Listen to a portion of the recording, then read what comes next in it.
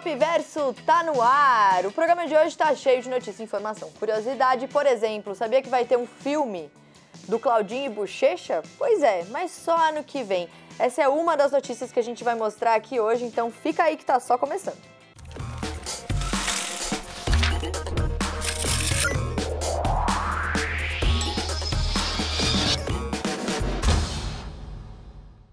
A gente abre o programa hoje falando sobre um assunto muito importante, mas ao mesmo tempo muito sensível e muito difícil, que é o bullying. A gente está vendo, né, várias crianças voltando a estudar presencialmente na escola, depois de anos muito difíceis, anos de pandemia. Então, vamos entender um pouquinho esse cenário e entender o que a gente pode fazer em caso de bullying com o Alexandre Coimbra, psicólogo, escritor, consultor de saúde mental organizacional. A gente já começa o programa com entrevista. Você que escreveu Cartas de um Terapeuta para Seus Momentos de Crise, a exaustão no topo da montanha, e vai ajudar a gente a falar sobre esse assunto muito difícil e muito sensível, né, Alexandre? A gente está falando de crianças que estão voltando a se relacionar com os amigos depois de anos muito difíceis. Então, para começar, o que os pais têm que ter na cabeça nesse momento de retomada?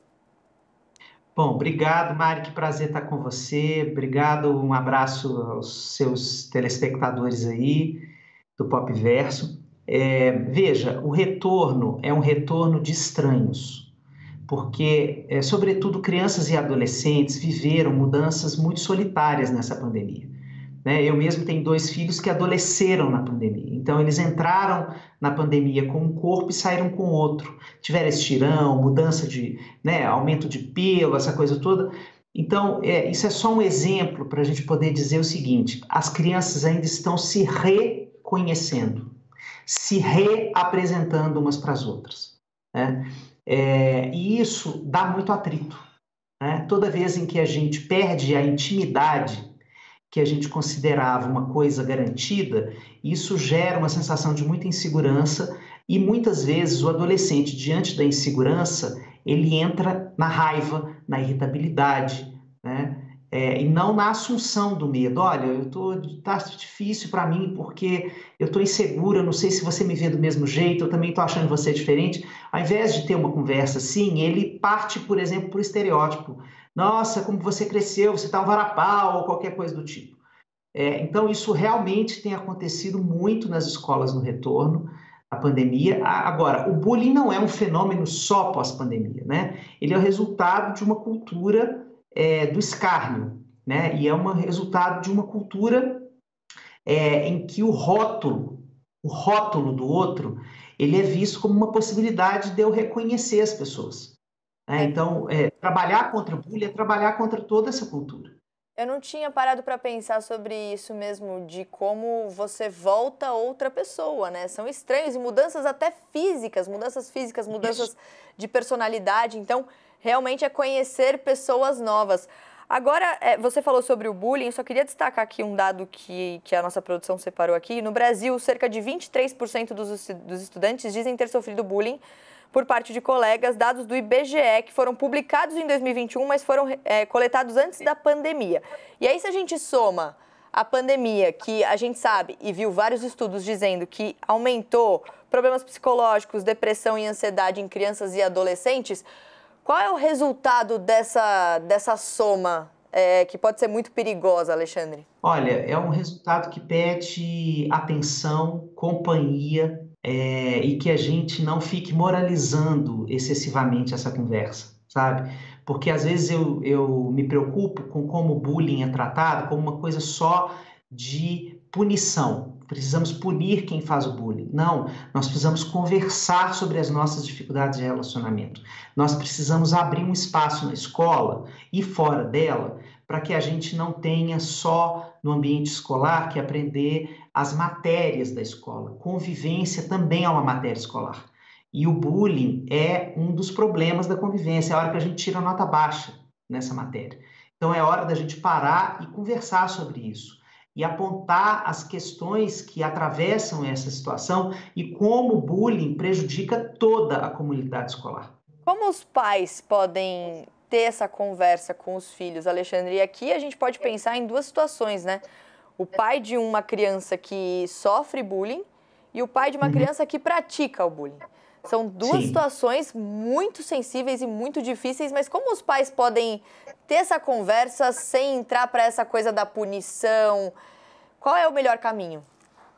Bom, primeiro que nós transitamos entre todos os lugares. Um mesmo adolescente pode ser um dia aquele que sofre e no outro dia aquele que pratica, né? Inclusive como uma forma de, aspas, se vingar daquilo que ele sofreu. Se essa energia não é bem trabalhada, se essa sensação ela não é minimamente trabalhada no contexto escolar, ele pode se transformar numa pessoa que pratica bullying em seguida, porque ele não vê o processo da comunidade ter um avanço. Então ele simplesmente vai se identificar com o mais forte da história e falar assim, bom, se nada muda, se essa escola vai ser o tempo inteiro as que sofrem e as que cometem, eu prefiro ser a que comete, porque pelo menos tem mais poder. Isso, infelizmente, acontece em alguns contextos escolares. O que mães e pais podem fazer é, em primeiro lugar, não se desesperar com seu filho, se ele vive uma situação de um lado ou de outro. E ofertar o apoio e pedir apoio na comunidade. Às vezes o grupo de WhatsApp da sala funciona muito para pequenos recados, às vezes para apoios instrumentais, você pega o meu filho, você busca ele, etc. Mas nessa hora vale que uma comunidade inteira possa abraçar as pessoas, né? Tanto no sentido dos pais não culpabilizarem excessivamente quem pratica o bullying, quanto também de abraçar quem está sofrendo ali. Então, quando isso é uma comunidade que se envolve com a questão, a gente deixa de agir como uma célula isolada. Todas as experiências escolares de bullying em que a comunidade se envolve com isso e toma para si como um problema que é de todo mundo, vamos resolver isso aqui, vamos melhorar a nossa convivência escolar. Aí você pode chamar pessoas para ir para sua casa, aquele garoto que estava envolvido numa situação delicada, ele é recebido de uma outra forma na casa de outra criança, ele se sente mais amado, ele se sente mais respeitado. O que praticou o bullying não se sente etiquetado, rotulado como sendo uma pessoa que só sabe fazer aquilo. Então, a construção de um diálogo entre pais de uma comunidade escolar ajuda pra caramba, Mari. Nossa, demais, demais. E é bem importante pontuar justamente isso, né? Que existe um lado e existe o outro, os dois precisando de ajuda. Obrigada mesmo, Alexandre. Ajudou muito a gente a entender um pouquinho desse cenário e com certeza guiar o melhor caminho para começar essa discussão. Já é um comecinho, né? Já dá o primeiro passo. Obrigada mesmo. Muito obrigado. Um beijo para você e sucesso aí. E ó, aproveitando o assunto, a gente separou também uma informação importante, que é o programa Pode Falar, um programa do Unicef justamente para diminuir a violência, o abuso infanto-juvenil, automutilações e também para prevenir casos de suicídio. É um canal anônimo de escuta para adolescentes e jovens de 13 a 24 anos. Pode acessar pelo site ou pelo WhatsApp. Estava aí na tela o site, então se você precisa de ajuda ou conhece alguém que precisa de ajuda, esse pode ser um caminho também. Vem cá, deixa eu te fazer uma pergunta. Se eu te dissesse que tem uma fita VHS de 1986 do filme De Volta para o Futuro, lacrada em boas condições e uma fita que era da coleção do Tom Wilson, que é um ator do filme, quanto você pagaria nessa fita? Pois é, ela foi vendida por $75 mil, quase R$400 mil, num leilão. A casa de leilão disse que é um recorde. Alguém pagar um valor desse numa fita VHS é uma das coisas que tem na coleção do Tom Wilson. A gente está bem de olho nessa coleção, viu, senhor? Agora, saindo de Volta para o Futuro, indo para outro filme que a gente gosta bastante, Scooby-Doo, para comemorar os 20 anos do live action de Scooby-Doo, o que eles fizeram? A Warner e o Airbnb ofereceram uma pernoite na Mystery Machine, que é a van aí do Scooby-Doo, e já esgotou. Quem vai receber a galera que vai passar a noite lá? O Matthew Lillard, que é o Salsicha no filme, ele vai receber os convidados e essa van vai estar estacionada na costa de Malibu, no sul da Califórnia. São 3 dias disponíveis, apesar de que não adianta eu falar quais dias são, porque já não tem mais, 24, 25 e 26 de junho, $20 por noite. E eu achei muito legal que, olha só, o jantar vai ser como? cachorro-quente e hambúrguer de berinjela, que são as comidas favoritas do Salsicha e do Scooby. Ai, queria. Só pelo jantar, aquela que vai só pela comida. Chegou a hora de saber um pouquinho mais sobre a nova música de Beyoncé. E não sou eu que vou contar para vocês, apesar de que eu tô muito feliz com isso. É a galera lá da redação, olha só.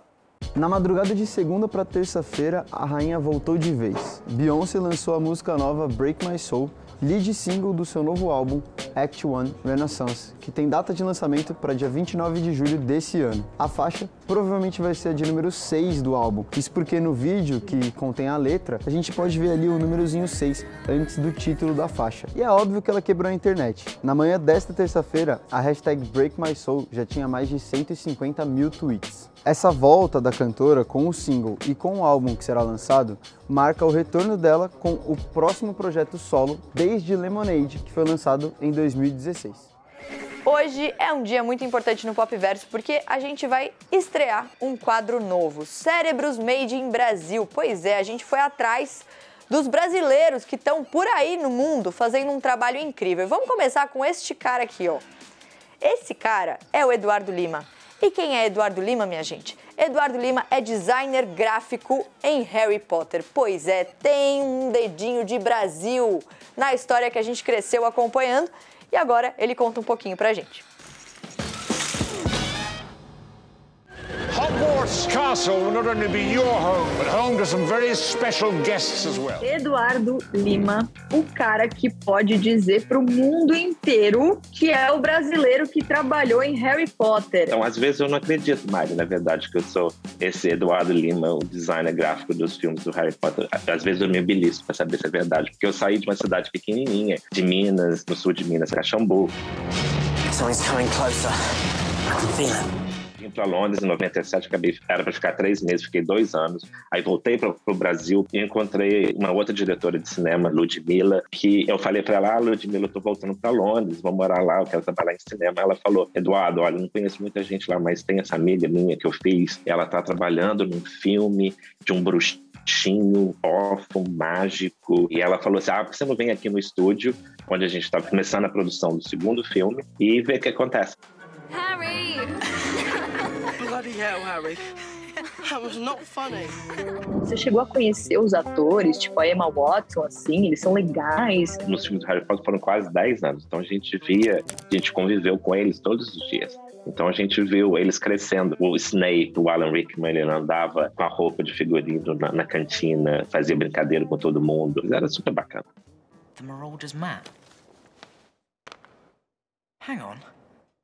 This is Hogwarts. O que dentro de Harry Potter tem o Eduardo? Onde a gente vê o Eduardo dentro dos filmes? O mapa do Maroto, o Profeta Diário, o ticket do Hogwarts Express, todos esses objetos, todos os posters de Wanted, do Sirius Black, da Bellatrix, do Harry Potter também. Então é imenso assim, a quantidade de coisa que um designer gráfico para filme tem que fazer. E isso são só as coisas que você vê, né? As coisas que você nota no filme.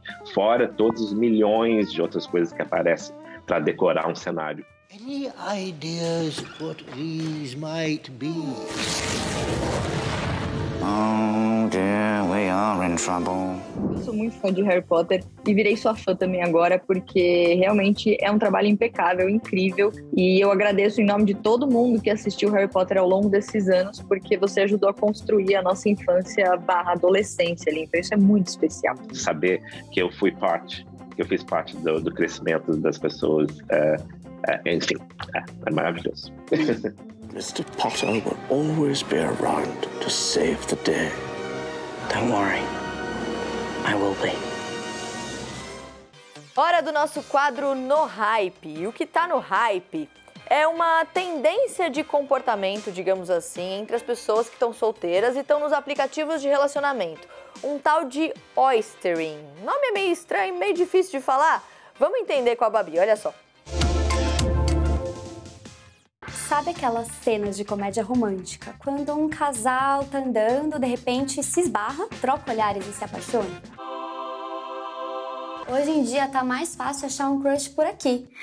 esbarrando com a pessoa casualmente pelo seu feed. Cada vez mais gente usa a internet para conhecer pessoas e até mesmo marcar um date. Uma pesquisa americana mostra que 3 a cada 10 pessoas já recorreram aos apps de namoro. Agora que mais gente está vacinada e tem bem menos restrições de distanciamento social, a galera solteira está se sentindo mais confiante e mais confortável para voltar a conhecer gente nova. E essa tendência de comportamento ganhou um nome: Oystering. Esse termo vem da frase em inglês "The world is your oyster", que é uma frase que, numa tradução literal, significa "o mundo é a sua ostra". Essa frase aparece numa obra do William Shakespeare. Sim, o autor inglês famoso lá do século XVI. Mas o que Shakespeare tem a ver com apps de namoro? Essa frase é uma analogia. Dentro das ostras, muitas vezes a gente pode encontrar uma pérola. Então a galera solteira tá ali nesses ambientes de apps de namoro, aproveitando a vida, e pode ser que elas encontrem algo valioso. Uma pérola, por exemplo. E existem vários paralelos desse comportamento com o mundo pop. A edição britânica da revista Glamour, inclusive, comparou o disco mais recente da Adele com Oystering, porque no álbum ela traz várias músicas sobre a superação do divórcio dela, desse momento difícil e como ela tá se abrindo pro mundo agora. Outra banda que também lançou um disco nessa pegada é a Red Hot Chili Peppers. O nome do álbum mais recente deles é Unlimited Love, algo como amor ilimitado. Aliás, o aplicativo de relacionamentos Badoo também fez uma pesquisa que mostrou que quase metade da galera solteira tá querendo partir pro jogo, tá querendo conhecer gente nova agora em 2022. E você aí de casa, conta pra gente, faz parte dessa estatística? Não, eu não tô nessa estatística não, depois vocês respondam lá na nossa hashtag PopVersoCNN, eu já encontrei a minha pérola, gente. Olha que romântica que eu sou, um docinho de coco. Babi tá no estúdio com a gente. Babi, vamos lá. Uma tendência de comportamento relacionada com a pandemia. Então é a pandemia trazendo consequências pro nosso dia a dia, né? Isso sim, Mari, exatamente, gente. Essa tendência ela começa com o avanço das medidas de vacinação e também com o avanço das medidas de flexibilização. Então as pessoas começam ali a conversar nos aplicativos de relacionamento e se sentem abertas a encontrar mais pessoas ali fora do mundo virtual. Mas o que especialistas dizem é que é uma tendência justamente porque o movimento que estava acontecendo durante a fase mais crítica da pandemia era o contrário, que as pessoas estavam com medo de se relacionar. Um comportamento até que ficou conhecido como Fear of Dating Again, FODA, o medo de namorar de novo. Então, assim, se já é difícil você voltar pro jogo, voltar a se relacionar depois de um término, imagina numa situação traumática, crítica, como uma pandemia, né? Você não sabe se você pode encostar na pessoa, você não sabe, né? É bem complicado mesmo, porque a gente tá falando de intimidade. Como é que você vai ter intimidade numa crise de saúde pública? É complicado. Babi, a gente conversou com especialistas também, né? Sim, a gente conversou com a psicanalista e escritora Ana Sui. Ela tem o livro A Gente Mira no Amor e Acerta na Solidão. Aliás, que título maravilhoso. E ela fala um pouquinho pra gente como é esse processo de viver o fim de um relacionamento, ainda mais num contexto de pandemia. O final de um relacionamento é alguma coisa que costuma ser muito complicada, porque não é o final de um relacionamento apenas com o outro, que já não é pouca coisa, mas é o final de um relacionamento com a imagem que se tinha de si mesmo. Não por acaso, a pessoa que está elaborando um luto, a gente chama de trabalho de luto, né? Quem está trabalhando num luto fica mais ensimesmado, fica mais recluso por um tempo, porque está revendo então quem é que é, está revendo aí a sua imagem. Em algum momento ele ou ela retorna para a relação com os demais. Então, acho que a pandemia ela escancarou essa nossa sensibilidade ao outro, e talvez muitos de nós tenham ficado um pouco fóbicos nesse sentido do encontro com o outro, né? Na medida em que a gente avança aí com bons resultados, né, da vacinação, com a pandemia, que a gente consegue voltar para os nossos espaços, para os nossos encontros, a gente também baixa as nossas defesas e imagino que isso, de fato, possa contribuir para uma possibilidade maior de envolvimento. Babi, ela falou ali sobre fim de relacionamento e outra consequência da pandemia que também dá pra gente relacionar é o número de pessoas que se separaram, né? Isso, Mari. Em 2021, a gente teve um recorde do número de divórcios. Foram quase 80 mil registros de divórcio no Brasil. Um número que aumentou em relação a 2020. A gente vê na tela, em 2020, a gente teve 77 mil registros. Então, são mais pessoas aí que provavelmente estão solteiras ou estão dispostas a conhecer pessoas novas agora nesse momento. Eu gosto do ponto de vista. Não é o término, é o recomeço. Gostei, Babi. O que mais que a gente tem de curiosidade? Não é um movimento só do Brasil, gente. A Argentina também registrou um grande aumento no número de divórcios e digamos que a publicidade captou essa ideia, assim. Até tem um caso muito curioso, gente, que a gente encontrou, assim, quando a gente está procurando pautas, que é uma propaganda de uma empresa de decoração que criou uma linha de móveis chamada Juntos os Solos. Olha que interessante, a gente está vendo na tela. O casal tá ali assinando o divórcio, tá feliz. Espera, assinando o divórcio e tá feliz. Olá, se abraçam. Claro, por que não, né? Porque eles... assim mesmo, é assim que funciona. Eles estão felizes porque cada um pode ficar com um pedaço da mesa. Esse é motivo de felicidade. Realmente isso é motivo de felicidade. Mas olha que interessante, eles fazem os móveis divididos ao meio, né? Isso, os móveis eles funcionam tanto juntos como solos, separados. O nome da coleção é Colección Juntos os Solos. Coleção Juntos ou Separados. Então são móveis funcionais, tanto unidos como separados. E olha, eu até apurei o preço, se alguém ficou interessado em comprar. Não são tão baratos, talvez você tenha que dividir a conta para poder garantir a sua metade depois. Nossa, eu tô confusa. Você fica com a pessoa esperando dividir depois. Não, confuso, mas eu acho que essa publicidade, ela traz uma mensagem importante também, que a gente funciona junto e funciona separado também como pessoas. Então, ó, Mariana dando um conselho aqui para os nossos telespectadores. Babi, obrigada. Obrigada, Mari. Dá tempo para mais notícia? Temos imagens do filme de Claudinho e Buchecha. Sim, Lucas Penteado, Juan Paiva, os dois atores que vão interpretar a dupla que fez sucesso nos anos 90. Aí, ó, nessa imagem. Na verdade, a primeira imagem que a gente tem do filme, que só deve estrear no ano que vem. Então a gente vai ter que esperar um tempinho aí. E uma curiosidade muito interessante, o Buchecha participou do roteiro desse filme. Então, ele que estava ali por dentro de tudo, trazendo um olhar que a gente só vai conhecer no ano que vem. Tô ansiosa para assistir. Mudando de assunto, você já pensou fazer uma aula de boxe com outras 15 mil pessoas? Pois é, isso aí rolou lá na cidade do México. Eles bateram um recorde e foi todo mundo para a praça ali da cidade para fazer uma aula juntos. Um novo recorde mundial do Guinness, maior público do mundo participando de uma aula de boxe. Esse número superou o recorde anterior de Moscou, na Rússia. Em 2017, eles reuniram cerca de 3 mil pessoas, ou seja, superou e superou muito. Quem deu essa aula aí, super aula pra galera, foi um grupo de campeões de boxe lá do México. Então, os caras sabem do que eles estão falando. E tem uma curiosidade que a galera colocou aqui, ó, no nosso roteiro de hoje, que eu achei bem interessante. A cidade do México já tem outros recordes do Guinness. O maior número de tacos embalados, o maior número de hotspots de Wi-Fi gratuitos em uma área urbana e o maior número de pessoas jogando pebolim simultaneamente. Achei curioso. Você jogava pebolim, Du? Eu jogava tênis de mesa. Tênis de mesa. Pebolim e tênis de mesa. Eu acho que eu sou melhor no tênis de mesa, mais conhecido como ping-pong, de onde eu venho. Tênis de mesa, tá bancando profissional aqui, ó. Quero só ver. Desafio Eduardo a um tênis de mesa, eu e ele, um dia no Pop Verso. Gente, amanhã a gente tá de volta com muito mais notícia e informação. Um beijo.